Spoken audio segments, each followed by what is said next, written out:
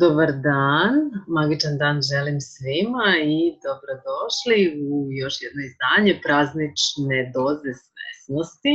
Međutim, ovoga puta nisam sama, sa mnom je Milijana Demori i ja zapravo ne znam kojim rečima bih nju predstavila, s obzirom da je to jedna stvarno divna, čarobna, fantastična žena, nekad najsnažnija žena Hrvatske,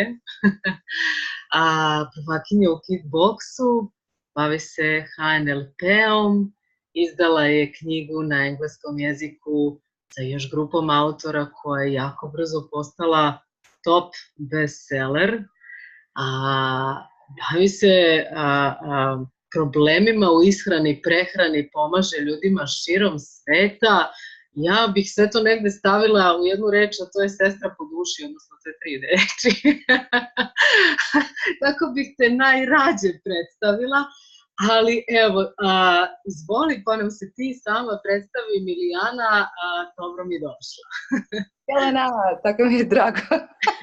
Hvala ti na predivnom predstavljanju i sviđa mi se sestra po duši, soul sisters, apsolutno. I stvarno obožavam tvoj rad, obožavam s tobom surađivati. Drago mi je da sam preko tebe upoznala Access Bars, MTVSS i te dodatne tehnike. Stvarno, ne samo što su meni doprinos, ali jednako tako i mojim klijentima. I tako eto, sad, kao što si rekla, diljem svijeta radim sa divnim ljudima, prvenstveno sa poremećajem sa prehranom i jednako tako radim i sa jednom drugom kompanijom koja bavi se kao career coaching, kao trening za karijeru, da sve te barijere skineš, da dobiješ i bolji posao i napreduješ i da dobiješ bolju plaću. I većinom 99% na engleskom. Tako da hvala ti puno i baš se veselim našem druženju danas. Jej, super, baš mi je drago ovo sad što si pomenula što se tiče hrane, hajde odmah da to najavimo, pa ćemo to da nam bude sledeća tema koju ćemo da obradimo, zato što malo pre smo i pričale, zavisnost vezano za hranu i uopšte te neke teme vezano za telesnu težinu, gojaznost i tako te stvari je vrlo onako široka i zastupljena tema i aktuelna, tako da ćemo time da se bavimo sledeći put i baš ću sa zadovoljstvom par pitanja da ti postavim da vidimo kako možemo biti doprinos drugim ljudima. Ali ono što nam je danas tema jeste kako otključati sopstveni potencijal.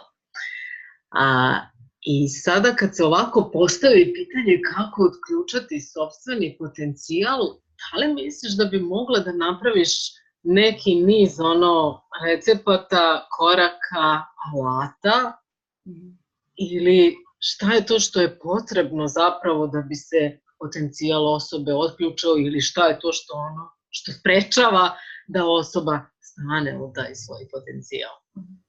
Ja stvarno vjerujem da svako od nas ima potencijale, velike potencijale. Da li ih svi iskoristimo? Ne. Da li ih uopće mi možemo prepoznati? Ne. I onda stvarno vrlo je važno kako smo mi socijalna bića. Stvarno važnost tribe, plemena. Ili kako bi recimo rekao the mastermind, Napoleon Hill. Koliko je važno da mi naš vlastiti potencijal možemo postići, ali ako imamo barem jednu dobru osobu ili okruženje oko nas. I što se dešava? Znači, ja bih iz vlastitog iskustva, najbolji sportaši na svijetu imaju trenere. Znači, osvojili su, brojne zlatne medalje na olimpijskim igrama. Znači, vrhunac od samog vrhunca. Oni opet imaju trenera. Jer svako od nas, i oni koji su najuspješniji, i oni koji su najsretniji, imat će dane kad su tužni, kad imaju sumnje u sebe. Znači, neko od najjačih, najpoznatijih glumica koji su osvojile Oscare, su kasnije priznale da su imale te misli. Oni su se prevarili. Pa to, zašto mene? Pa sigurno su mislili neku drugu glumicu. a znači da dobiješ Oscara, to je veliki proces i ili Nobelovu nagradu. Znači čak i oni koji mi smatramo, ma nema oni problema, pa zaslužili, svi imamo te dane, tako da nemojte se ljutiti sami na sebe ako se nekad loše osjećate, ako imate sumnju. Zato je važno imati barem jednu osobu uz sebe koja ne vidi, ne osjeti vaše strahove, ali stvarno vidi vaš potencijal. I život je nekako nekad dobiješ, nekad daješ. Nekad si ti taj koji vidiš potencijal u drugima i nekad samo jedna riječ, tipa Michael Jordan, koji je najbolji košarkaš na svijetu. U njega je jedan trener vjerovao, svi ostali ne. I zbog tog jednog trenera on je trudio, uložio tih 10,000 sati. To je kao nekako pravilo da postigneš excellence, znači vrhunstvo, vrhunac u bilo kojem području, da li je sport, glazba, otprilike 10,000 sati je potrebno vježbe. Sad, da li smo mi voljni to da napravimo, možda to nama čini, to je previše, ne želim. Međutim, to ide korak po korak. Kao što se kaže, i najduži put počinje sa prvim korakom, sa jednim korakom. Tako da prvi je proces, ako u sebi osjetite nekakvu žudnju, želju, što je još moguće, nešto mora postojati, ja bi to voljela, ja bi ovo htjela postići, voljela bi otići tu. Znači nešto u vama ne daje vam mir. Postoji razlog zašto. Da, dok se god to ne spusti u ovu fizičku ravan, dokle god se to ne ispolji, ne ostvari. Da. Onda što mi možemo da račimo? Znači taj nemir mi smatramo lošim. Što ako je samo signal da stvarno postoji nešto više? Što ako je samo signal da stvarno ima nešto nama, da možemo mi to i biti doprinos svijetu, a i sami uživati u tome? I onda kako bi to potisnuli, onda baš što si to rekla. Ili se okrenemo hrani, cigarama, shoppingu, drogama, ili odemo u svađe.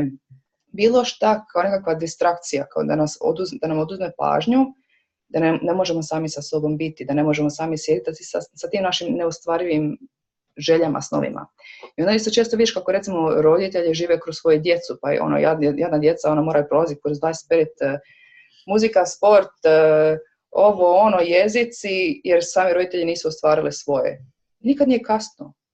Ako imaš 55 godina i od 13. godine sanjaš da sviraš klavir, upiši se.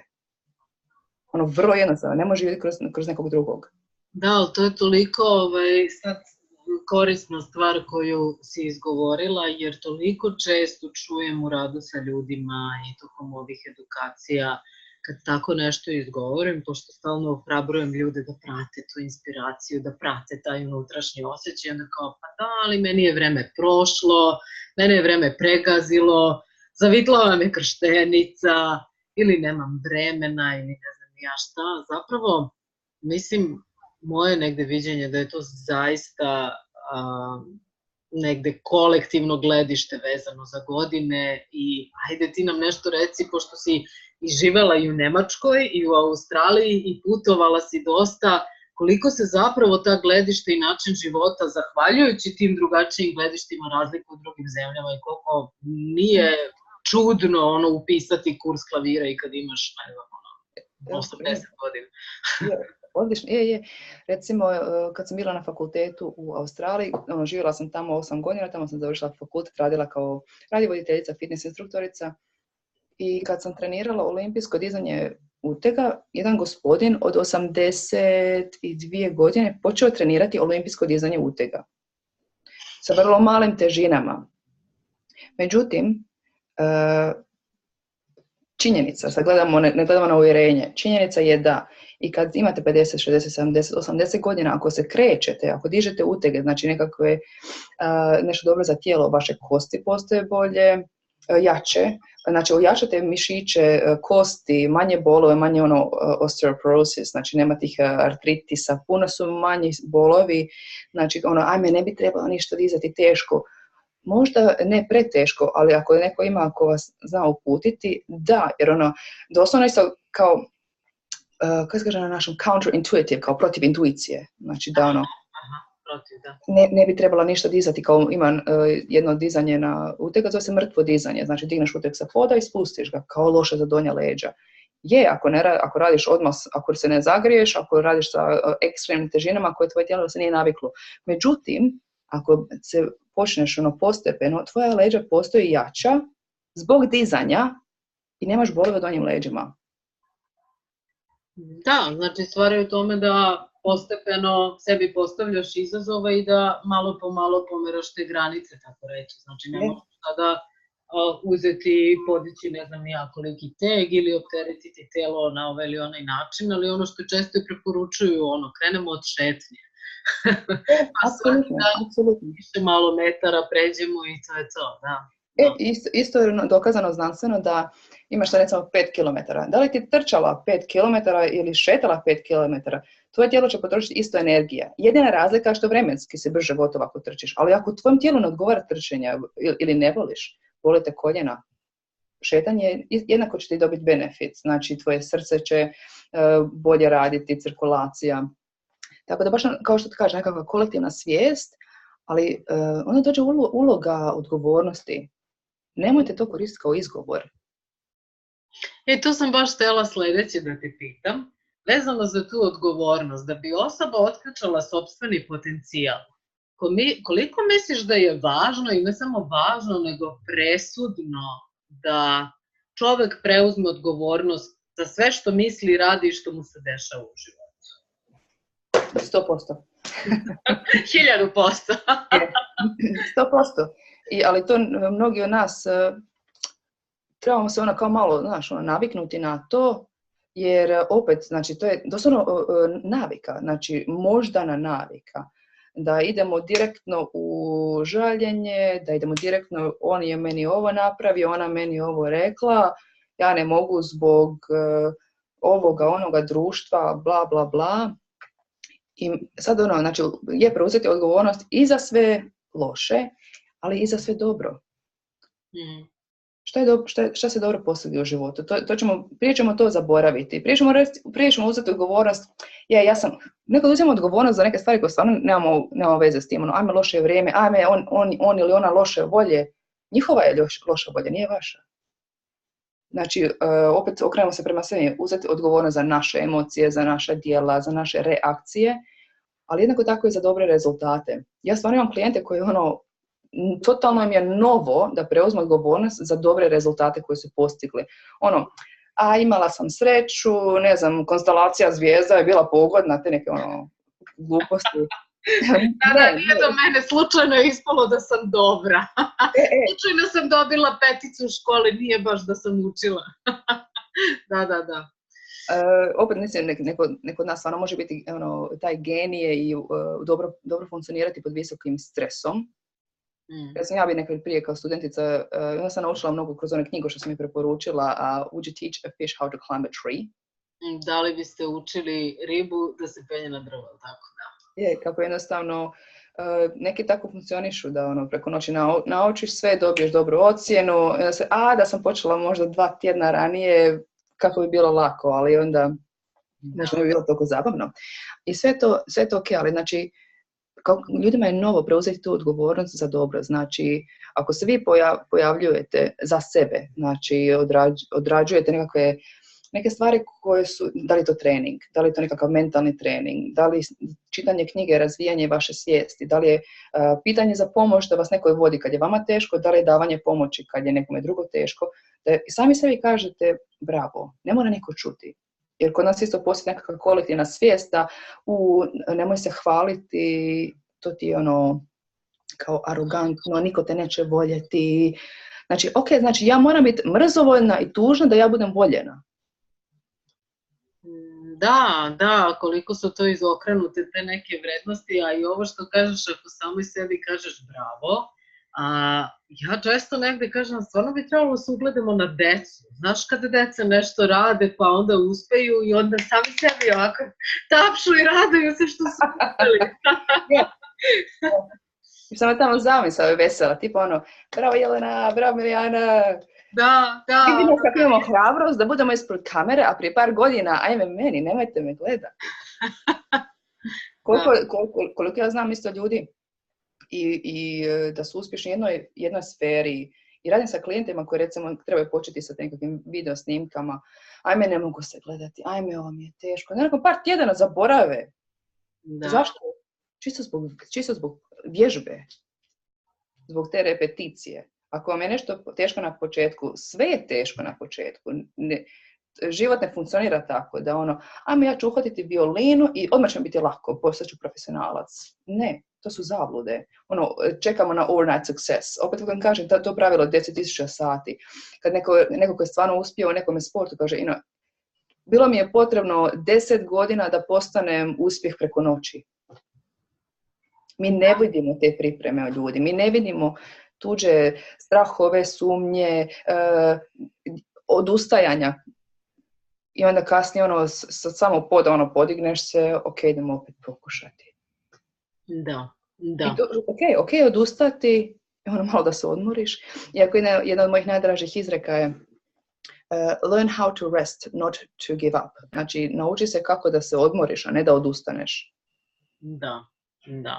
A odmor je itekako potreban da bismo nakupili energiju, što ne znači da treba da stanemo, baš kao što si rekla, nego treba da nastavimo. Ono što sam ja tebe htjela još da pitam, u nekom trenutku si pomenula da uspešni ljudi imaju trenere, pa si negde tu provukla tu neku podršku iz okoline, bar da imaš jednu osobu koja neće videti te tvoje strahove, dileme, te unutrašnje konflikte, da li da odustaneš, da li si dovoljno dobar i slično, znači osobu koja će te podržati.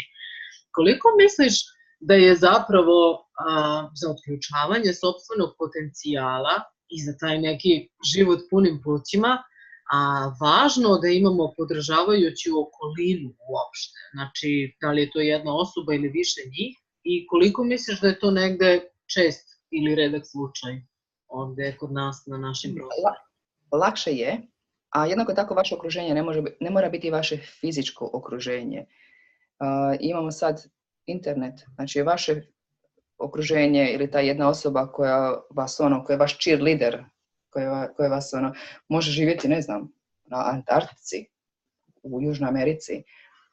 Znači, stvarno, postoje toliko puno ljudi na ovom svijetu koji su voljni i voditi ljude i dati odgovore. I može se sam. Ja znam isto par ljudi koji funkcioniraju stvarno super kad su sami. Imaju tu nekako svoj centar i oni znaju, ok, ja želim to napraviti, ali to je rijetkost. Od ne znam koliko nas, stotina tisuća ljudi, to je rijetkost, ali to opet može doći kroz nekakvu vježbu, samosvijesti. I opet, zato postoji ta važnost. Znači, ljudi koji su najbogatiji na svijetu imaju korporacije. Oni imaju advisors, oni imaju svoje ljude koji im daje savjetnike. Da. Predsjednik ima savjetnike, ne radi ona sama. Znači, samo da pogledamo oko sebe, oni koji su na vlasti, oni koji su postigli najviše, imaju nekoga uz sebe. I zašto ne bi radili takav modeling, da kopiramo, odnosno da naučimo tih ljudi, vidi, ova osoba je sretna, uspješna, ima nekoga s kime može razgovarati otvoreno. I to je vrlo važno da ne zaslužuje svako naše bolne priče, ne zaslužuje svako čuti vaše snove. Istina živa, da, što kažeš, ako te ne podržava, što ja često umem da kažem, nemoj da mi pričaš šta ne mogu i zbog čega to ne mogu, nego kažem mi šta mogu. Da, i onda ali to se naučimo. Recimo, nekad naučimo, ova osoba je odlična za ogovaranje, iako ogovaranje nije baš zdravo, jer naša podsvijest ne zna razliku da li mi pričamo loše o nekoj drugoj osobi ili o sebi. Sve se uzima osobno. Da. I sad gledamo, recimo, ok, nekad opet nemojte se loše osjećati ako ste nekome nešto rekli, oni nisu dobro reagirali. Jednostavno znate, ok, ta osoba ne može, ne da, čak ne da ne želi, ne može, nema kapacitet da podržava moje snove, zato što sami žive u strahovima. Znači, ljudi svoje strahove projeciraju na nas. Ili, nemoj da budeš ti hrabrija od mene, molim te, nemoj biti uspješnija od mene. Ja se osjećam udobno da smo mali, da nas niko ne vidi, ne čuj I ako je neko oko vas raste, onda znači samo malo, ja se osjećam loše jer ja sebi nisam dopustila da pratim svoje snove. Kako se ti usudiš pratiti svoje snove? I budu ljuti. Ali to su njihove priče, to su njihovi strahovi, to su njihova razočaranja, jer ne znaju da i oni dan danas, nema veze koliko imaju godina, mogu početi nešto napraviti, da ispune svo. Ali to je jedna caka. Prolazi se kroz strah. Aha, strah. A kaži mi, kako generalno ti negde, ajde ne mogu da kažem savjetuješ, ali koji alat bi ti recimo negde baš dala nekome za presecanje svih tih priča?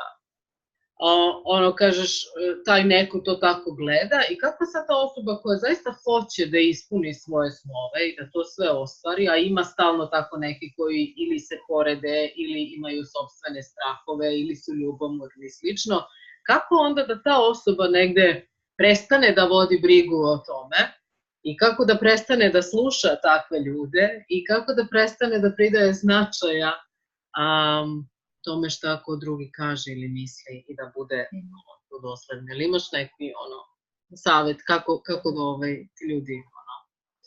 Može biti vrlo izazovno, vrlo izazovno, jer ovisi koliko smo okruženi sa ljudima i da često živimo sa ljudima koji stvarno nisu da nas podržavaju. Ali opet, ako sami sebi dopustite 15 minuta ujutro, čim se probudite, da budete u tom području šta želim, idete na internet i tražite dokaze da je moguće, jer vaš mozak, ako vi ne smatrate da je moguće, nećete uspjeti. Znači počinje iz vaše percepcije. Ako imate trunak osjećaja, možda je moguće. Ajde da ja vidim ko je to već postigao. Ajde da ja vidim ko je već postigao uspjeh u mom okruženju. I sad isto postoji nešto. Ako vi želite nešto uspjeti, a ljuti ste na ljude koji su postigli, teže će vam biti. Da. I da iz srca ili da kažete na glas, ako neko je nešto uspio što ste vi htjeli, pogotovo ako je iz vašeg malog gradića, nemojte biti ljubomorni i ljuti, nego recite bravo. Time sami sebi otvarate vrata da je to moguće. Jer onda opet izlazite van iz uloge i ulazite u taj područje vaše najvećeg potencijala. Tipa wow, bravo, ako je moguće za njega ili za nju, pa možda i za mene. I onda tražimo informacije i dokaze da je moguće. A imamo često tu kao mentalnu naviku da idemo kad se na nešto loše koncentriramo, onda naš mozak samo doda, ide niz taj put.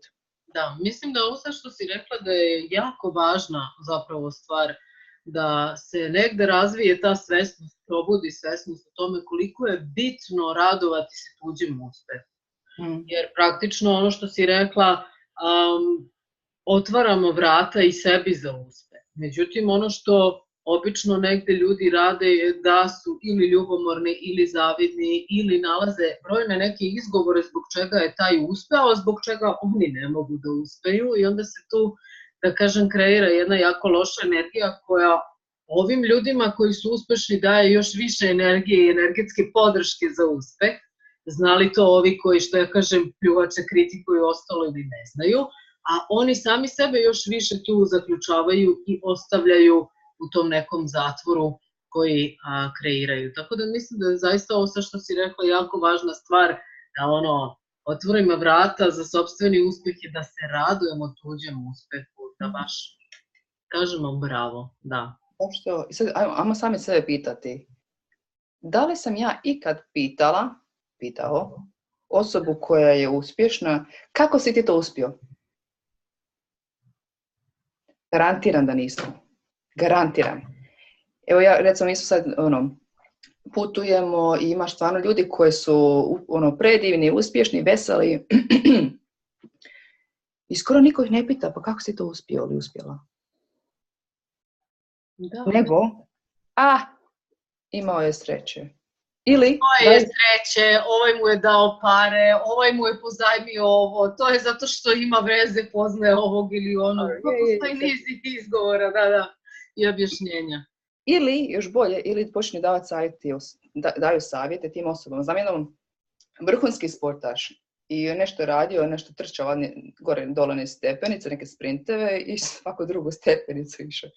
I sad neki tip ga zaustavi, trebaš svaku stepenicu. I on gleda u njega, jesi ti baviš sportom, natječeš se? Ne. Ok. Znači, koja je kredibilnost, koja je važnost savjeta od te osobe koja ono dođe da pukne, trebaš to napraviti. Zašto? Ajde pokaži mi tvojim dijelima. Ako radiš svaku stepenicu umjesto svake druge, da li se tvoj performans poboljšava, da li tvoji rezultati, da li dobivaš zlatne medalje? Baš vezano sad za ovo što kažeš, sjetila sam se odmah u trenutku dok si pričala T. Harv Ekera, koga ja obožavam, koji je autor knjige Kako razmišljaju milioneri. I završavala sam nekoliko tih webinara kod njega, pratim te različite objave i tako dalje. I on baš je u nekom trenutku dao kao primjer da je njemu došao čovek koji je nekakav finansijski savjetnik. A pritom je T. Harv Eker sam milioner i radi edukacije na tu temu. I onda je njemu rekao, ovdje bi trebalo da uradiš ovo, ovdje bi ovako trebalo da uradiš, ovo bi trebalo da preusmeriš ovako. A on je njega pitao, izvini, gde je tvoj kredibilitet za to? Da li si ti milioner? Pa nisam, ja sam finansijski savjetnik. Pa kako ti mene koji jesam milioner? Znači, i tu je bila neka priča da li je trebalo njega da angažuje ili ne znam, sad ne sjećam se tačno detalja, ali generalno često ljudi negde se osjećaju pozvanim da pričaju, kritikuju, ocenjuju neke stvari zašto apsolutno nisu kompetentni. I ovo baš što si rekla, umjesto da pitaju kako si to uspeo, upravo se okrene na nalaženje brojnih izgovora, što je i objašnjenja, što je zapravo samo usmeravanje energije u suprotnu stranu, odnosno na onu stranu gde nikome, tako reći, nije doprinos. I stvarno vjerujem, da što ste rekla, znači, to je može biti prvi korak. Znači, kako postići vlastiti potencijal je da drugima kažete bravo. Izgleda da si ti postigao ili postigla svoj puni potencijal. Kako? Ali to stvarno nije lako, jer opet se moramo baviti s tim što kaže ne, neću ti reći. Znači, fear of rejection, strah da će vas neko odbiti. Ok, nekad koji su stvarno ljudi koje mislimo da su fenomenalni, možemo saznati preko biografija, preko intervjua, recimo ako su stvarno, ne znam, ako vam je, ne znam, Arnold Schwarzenegger ili tako nešto idol. Čovjek koji je postigao stvari koje nije trebao postići, znači neka mala selendra iz Austrije, postao najbolji bodybuilder na svijetu, političar u Americi i jedan najbolji glumac, a jedva priča engleski. Znači u 3 različite sfere postigao je uspjehe neviđene. Da, kaži mi, koliko misliš da tu generalno ima ulogu ego? Znači, u takvom upravo pristupu, ono što si rekla, kao umjesto da se postavi pitanje ovako, kako si to uspeo, čovječ, ovo je mnogo dobro, šta si to uradio? Šta je to što ja ne vidim i što je meni potrebno da vidim, da ukačem, da skapiram, da bi isto tako bio uspešan kao ti, znači, umjesto da se postavi tako pitanje, ide na Da li misliš da to glavno... To baš se rekao taj tako nećete postići potencijala, nećete postići ako ste u toj energiji. Tako nećete otključati sopstveni potencijal, da. Koliko misliš da tu važnu ulogu igra ego? Meni je taj koncept ega vrlo zanimljiv. Dosta je loš ego, trebaš ga se riješiti, ali šta ako nam može biti doprinos? Ne možeš ti sad amputirati ego. Je. I pre svega kad pogledamo šta je zapravo ego, to je jako zanimljivo, recimo meni što je baš bilo onako interesantno kada sam čula prvi put. Ja sam mislila, kad kažeš za nekog da je egoičan, da ima jak ego, da je to neka osoba koja se mnogo hvali i koja ima visoko mišljenje o sebi. To je davno bila moja predstava o tome kada kažeš za neku osobu da je egoična, a kad je egoistična, znači opet sve čini samo da sebi negde udovolji. I onda kada sam u jednom trenutku čula da osoba koja ima izuzetne kvalitete, ali se konstantno smanjuje. I skromna je, i stidi se da to pokaže, da je to itekako jak ego. I onda sam bila, wow, vidi, zanimljivo. Praktično, ego je negde, ako bi bio nekakav sinonim, je iluzija. Znači, bilo koja pogrešna predstava ili samo gledište koje ograničava, koje zapravo nije istinito, spada pod to. Prema tome, ako imamo vrednosti, a mislimo da ne vredimo, i to je jak ego. A to ima, znaš šta, nažalost, ima jako puno kod nas. U našim cijelim krajevima.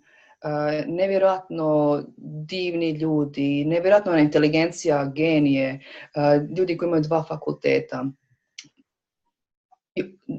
Još uvijek se umanjuju. Niste sami, stvarno niste sami i potrebno je proći kroz velike strahove da dođemo do potencijala. To nekad znači da ljudi koji mi volimo mogu otpasti. Da. Stvarno se može to desiti, što je, znači, i to često dolazi do izbora, da li želim da ja budem svoj najveći potencijal ili želim ostati sa tim ljudima koje volim. Nekad stvarno dolazi do tog izbora. Da. A ok, kaži mi, kako misliš da to nekako valja nadvladati? Znači, bez obzira da li imamo ego u ovu stranu ili ovu stranu, znači sad mislimo da znamo nešto iako nemamo pojma, svedočila sam i to, pa recimo su, ne znam, išli ljudi da konkurišu za rad u ambasadi, a ne znaju ni reč jezika, a traži se da znaju i tako te neki stvari baš onako simpatično, pa kao idem, nema veze, i dok s druge strane imamo ovako da kažeš, nisam te čula. To je hrabrost. Nije mudrost, ali je hrabrost. Da, dobro, sad je tu isto su zanimljive te definicije. Da, okej. Ali šta mi... Ne želim da neko operira na meni, a nije završio fakultet za doktora. Ne želim da neko da radi u ambasadi, ne zna pričat sa mnom. Da. Čisto treba ti edukacija za neke stvari, ti stvarno treba edukacija. I nekad edukacija, nekad je taj važan element da postignu vlastiti potencijal. To je to. Znači, što želite postići? Šta je potrebno u ovom 3D svijetu? Ne možete sad moliti i raditi one vision boardsove i želim to, želim to postići, želim postati predsjednica države. Čekaj, ali imaš ti edukaciju za to? Ali imaš komunikacijske sposobnosti? Jesi završila političke znanosti? Ili nekakve te koje su stvarno potrebne da dođe do... Da li si završila da si odvjetnica? Ali mislim da je ovo sam... Važna su ta edukacija, ja se slažem za potencijal postići. Jest, da, odlično, zato što stvarno je to jako važno, ovo sad što si rekla, sediš i vision boards i ne znam ja šta sve ne. I odlično što si se baš tada dotakla toga, zato što baš praznična doza svesnosti je u razbijanju tih nekih pogrešnih predstava određenim terminima, jer baš dosta često imam prilike da vidim da ljudi upravo takve stvari rade. Znači, izmaštaju svašta nešto, naprave te table i onda kao pojavit će se. Pa kažu da imam beskonačne mogućnosti, pa imam, pojavit će se, da. Ali stvar je u tome što zaista nešto moramo uraditi i napraviti onako redosled tih nekih akcionih koraka, kako i šta, što kažeš, da si završila edukaciju, posjeduješ li određene sposobnosti, da li imaš to i to, znači prosto nešto što je neophodno da bi to ugledalo svetlo dana. Tako da, sjajno. Da, a kaži mi, još jednu stvar sam htjela da te pitam, pošto to često čujem kao izgovor kada pričamo o otključavanju potencijala, ljudi često žive u prošlosti. I onda se kao razlog za sopstveni neuspeh uvek negde ističe neka nemila situacija koja im se dogodila nekad. A to nekad može da bude i pre 30 godina. I onda ne živimo svoje snove zato što se 30 godina držimo te neke priče i dajemo to sebi kao izgovor da je to razlog zbog čega to nismo ostvarili. Kako misliš da bi trebalo izaći iz toga, kako preusmeriti fokus, kako razbiti te iluzije, da to, brate mili, nije tako, znači ne moraš živeti tu priču i tu traumu i da nije istina pre svega da te posljedice traju večno. To ja odmah dobijem rogiće kad čujem tu rečenicu, jer je stvarno baš iz zabluda. Je. Vrlo često se vežemo za te nekakve traumatičke događaje i mi to napravimo dio našeg identiteta. I znači, ako bi se toga otpustili, znači, mi smo uložili 30 godina u taj identitet boli. Postoji taj period drugačije boli, da pa sam ja uzalud patila, da ovo nije bilo potrebno. Znači, sama ta bol, da šta ako sam ja bila u krivu, šta ako sam ja napravila grešku, šta ako sam bila uzalud. Znači, 30 godina ja sam patila. Ne želim tu priči. Ne želim da bude uzalud i da ja nastaviti patiti. Da. Znači, taj bol, ako je nešto vezano, znači mi smo to zavezali, ako je vezano za identitet, nema veze. Ok, izgubila sam 30 godina. Nije izgubljeno, uvijek se nešto dešava što je vrijedno živjeti, koje su lekcije. Mogu i dalje još 30 godina uživati u toj boli, da li ću tako postići svoj najveći potencijal, sreću? Neću, ali zašto bi morala nastaviti još 30 godina za tim? I to je postoji taj izbor. Znači, ako želimo nastaviti, može. Znači, ja ne mogu nekoga natjerati da promijeni život. Stvarno ne mogu. I nekad stvarno, recimo, ti radiš svoj rad, ja radim svoj rad. I nekad imamo čak i neke ljude koje stvarno volimo, obožavamo, bliski su nam, možemo im pomoći, ne možemo jer ne žele. Da. I možeš ti pitati par pitanja, pa da li si pokušala nešto? Sve sam pokušala. Šta? Pa, ogovaram sa svojom prijateljicom kad pijemo kafu. I šta još? Pa to je sve. Ok, super. I onda se moraš nasmijati i onda... Ali, znači, isto postoje neke stvari koje mi sa naše strane energetski možemo učiniti. Jednostavno, da znamo da postoji sloboda izbora za naš život, sloboda izbora za njihov život. Zašto ja moram patiti ako on pati, da se bude nekakva emotivna povezanost? Postoji ta nekakva nezdrava lojalnost. Što sam ja isto recimo otkrila i sa radom sa drugim ljudima, da mi patimo da naši najbliži ne budu sami u patnji. Ako god mi patili, pa neće njima to oduzeti patnju. Ako mi sad sami izaberemo da budemo malo sretniji, malo veseliji, pazimo na sebe, dopustimo si neke lijepe stvari, uložimo u sebe, da li je to nekakva edukacija, da li je to nekakav trening, da li je to coaching, nešto da vidimo, znači šta ako je moguće, nešto, nekakva knjiga koja bi nam mogla otvoriti i mi se počnemo mijenjati. I tim ljudima koji se ne žele mijenjati, jednostavno šaljemo ljubav, pozitivnu energiju, svjetlo, želimo najbolje i u našim mislima ih vidimo kao njihov najveći potencijal. Na energetskoj razini se isto nešto dešava.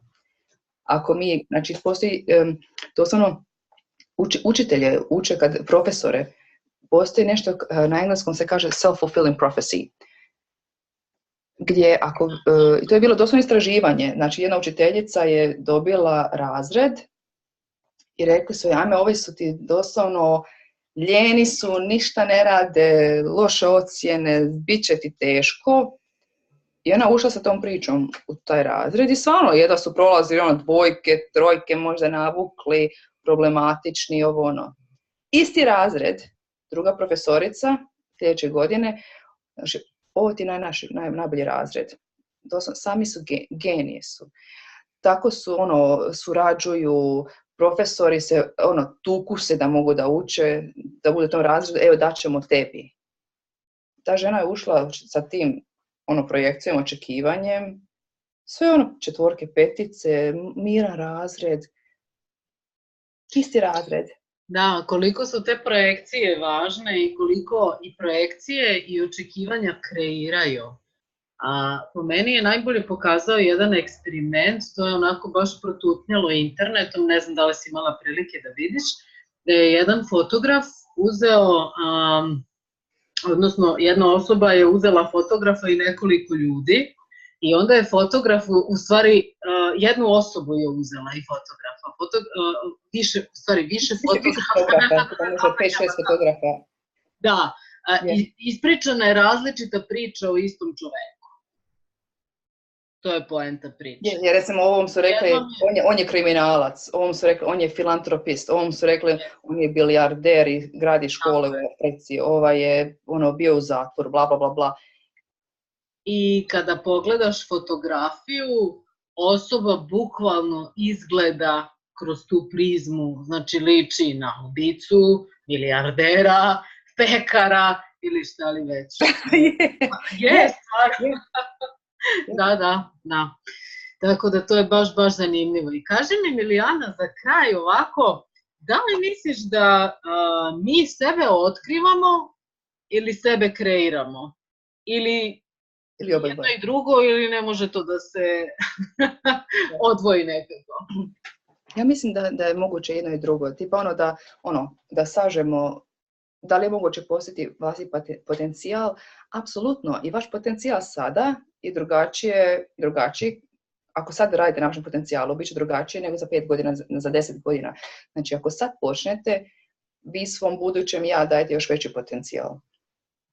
I time bi stvarno rekla, znači, mentori su važni, neko ko vas podržava, pronađite to. Neka to može biti knjiga, autobiografija. Gledajte sebe sa najboljim očima, drugima odobrite njihove uspjehe i pitajte kako, jer bit ćete manjina ako to napravite. A ovo što sam rekla, znači, da li se možemo naći ili se možemo kreirati, znači tražiti. Ja mislim i jedno i drugo. Znači, ta igra je tipa, ako se pronalazimo, onda dopuštamo da odbacimo neke stvari koje nismo mi. Tipa naučene projekcije, naučeni strahovi, uvjerenja, uloge. To je kad recimo otpuštamo i to možemo, ja mislim, postići kroz nekakve meditacije, kroz pisanja, kroz introspekcije, isto kroz neke vođenja, može biti i vježbe neke, joga, dizanje utjega, bilo što jednostavno da sami sebe onako pronalazimo tko sam ja, kako reagiramo, znači postajemo onaj promatrač. Jednako tako vjerujem da možemo kreirati. Znači, zato radimo postizanje ciljeva, vizualizacije, energetske vizualizacije. Znači, ta možda, kada o nečemu razmišljate i želite postići, ubacite koliko god možete emocije i sva osjetila. Jer energija tako kreira. I znači, ja vjerujem da možemo jedno i drugo. Da se zapravo ta dva procesa nekako paralelno odvijaju i nisu fiksirana, nego se konstantno negde to kreira, nadkreira i ekspandira, da tako kažem. Super. Milijana, hvala ti puno na ovom današnjem predivnom druženju. Mislim da je ovo naše opušteno ćaskanje, a opet zaista ovako mislim da će biti mnogima doprinos, da stvarno onako imaju nekoliko aha momenata, kao vidi ovo nisam gledala na taj način ili gledala. Hvala ti još jednom puno i sljedeća tema će nam biti vezana za ishranu. Tu ću i tekako spremiti pitanjca, a i napraviti malu anketu šta je to što ljude još zanima, od onog što i ja sam negdje percipirala da ih zanima, pa da vidimo kako i sa tim narednim druženjem možemo da im budemo na korist i doprinos. Hvala ti puno, uživaj, magičan dan želim i ostavit ću i tvoje kontakte u videu na YouTube, ispod videa na YouTube kanalu, da ljudi mogu da te nađu, da se konsultuju sa tobom ako im bilo šta negde nemaju jasnoće. Može? Može. Hvala tebi, Jelena, uvijek mi je ogromno zadovoljstvo, meni predivno su razgovarati, kreirati i svima vama hvala na druženju i od srca vam želim da krećete u vaš pun potencijal. Hvala! Pozdrav!